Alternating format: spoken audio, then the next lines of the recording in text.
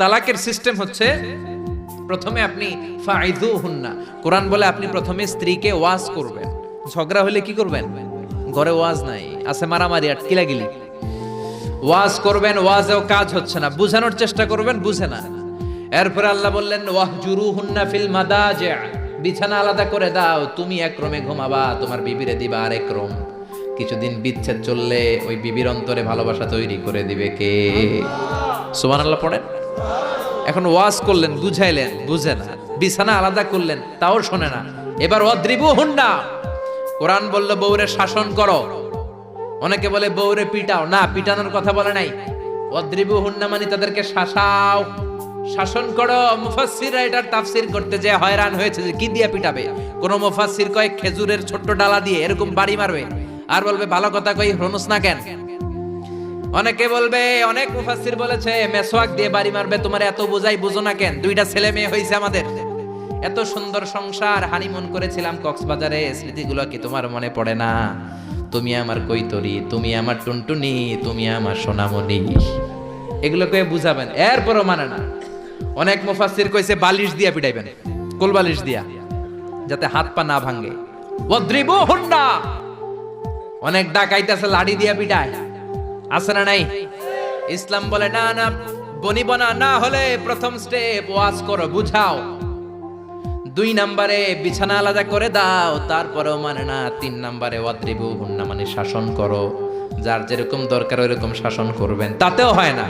তারপরে ফাবাআসু হাকামাম মিন আহলিহি হাকামাম মিন আহলিহা, এই 3টা স্টেপেও কাজ হয় না। আপনার মুরব্বিদের ডাকবেন, সালিস, মেয়ের পক্ষের মুরব্বিদের ডাকবেন, 2 পক্ষের বেআইনরা মিলে মিলছিল করে দেওয়ার চেষ্টা করবে, তাতেও কাজ হয় না।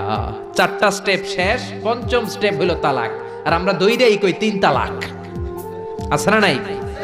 ওমরে ফারুকের জামানায় এক লোক তার বউরে দিছে 100 তালাক, রাগের চোটে। এরকম ডাকাইত আমাদের দেশে আছে না নাই? এখন বিবি এসে বলে, ও ওমরে ফারুক 100 তালাক দিয়েছে আমার স্বামী, কি করব? সাইয়েদনা ওমরে ফারুক বলে, তোর ডাকাইত স্বামীটা কোথায়? কয় এই জায়গায়। কিরে কয় তালাক দিছস? কয় 100টা। দিবি 3টা, 100টা দিলি কেন? কয় রাগের মাথায় দিছে। কয় দাঁড়া, তোর বিচার করতেছে। 3 তালাকে তোর বউ তালাক, বাকি 97 তালাক তোর পিঠে পড়বে। সুবহানাল্লাহ কইতে মন চায় না? এজন্য এই হচ্ছে তালাকের সিস্টেম। কতগুলো স্টেপ আপনি পার হলেন, তারপরেও আপনি একসাথে 3 তালাক দিবেন না। ইসলামের তালাককে 2 ভাগে ভাগ করা হয়েছে, একটা আত-তালাক আস-সুন্নি আর একটা তালাক আল-বিদআই। তালাক আস-সুন্নি মানে সুন্নতি তালাক, আর তালাক আল-বিদআই মানে বেদাতি তালাক। বেদাতি তালাক হচ্ছে রাগের মাথায় 3 তালাক, 14 তালাক, 22 তালাক। কিন্তু তালাক সুন্নি, সুন্নাত সম্মত তালাক হচ্ছে আপনার বিবি যখন পবিত্র, মানে যখন পিরিয়ড হচ্ছে না, ওরকম একটা পবিত্র সময় তারে আপনি তালাক দিবেন।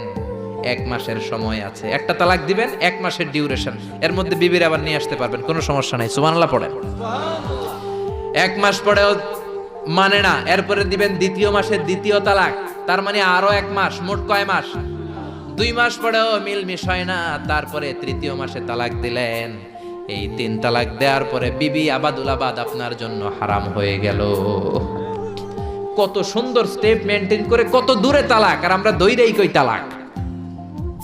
এজন্য খবরদার,